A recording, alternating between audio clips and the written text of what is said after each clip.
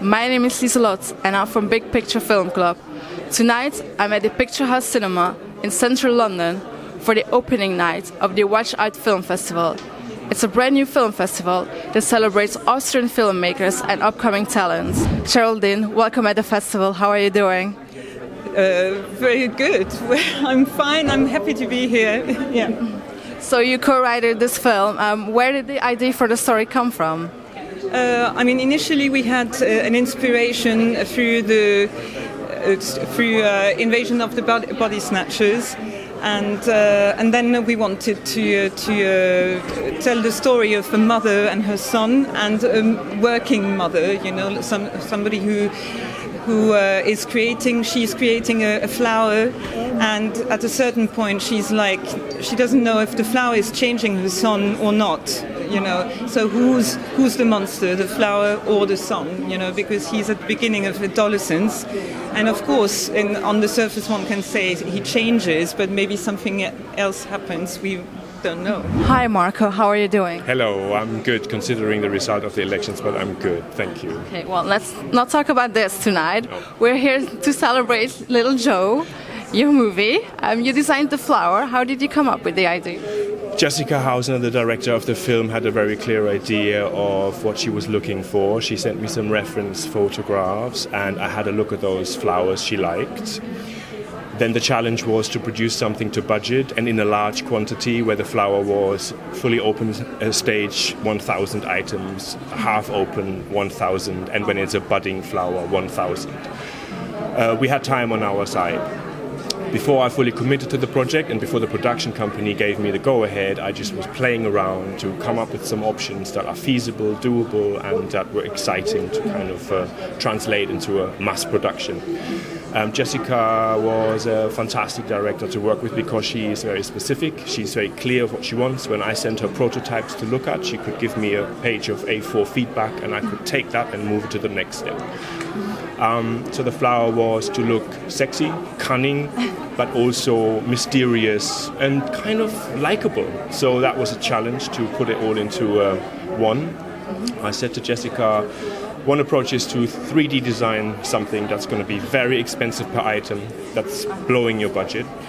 Or like Dr. Frankenstein, and at that time I didn't know the story. I didn't know this film is about a female Frankenstein.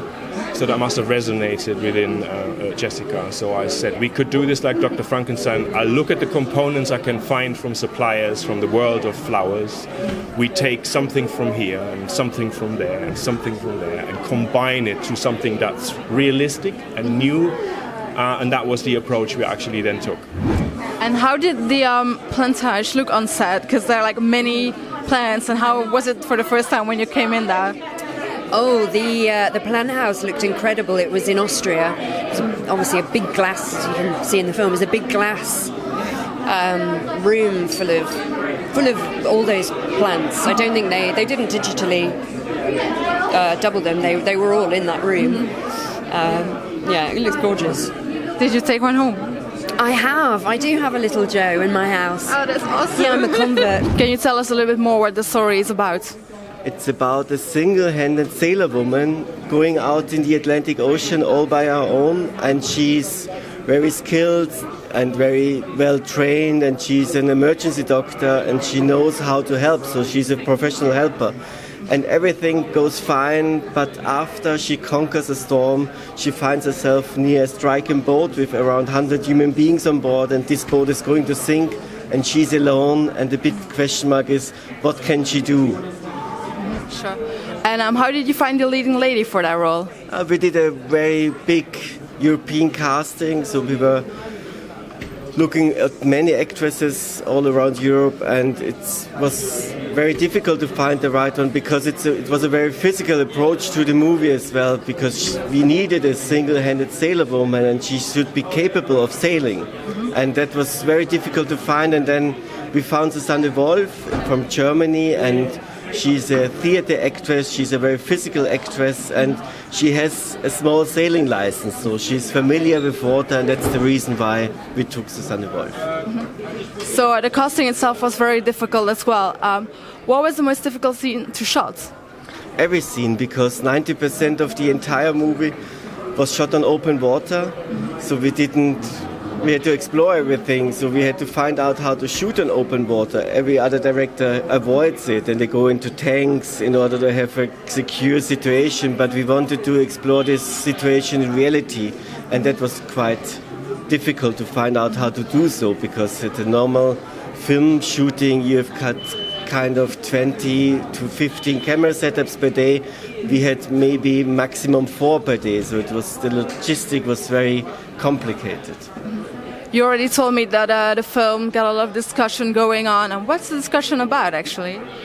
It's about the theme of migration and how do we face these horrible events which are going on at the borders of the European community. What are we going to do? How can we help these human beings who are in danger, who has to escape war and who have to find a place for security? And that's the big question mark.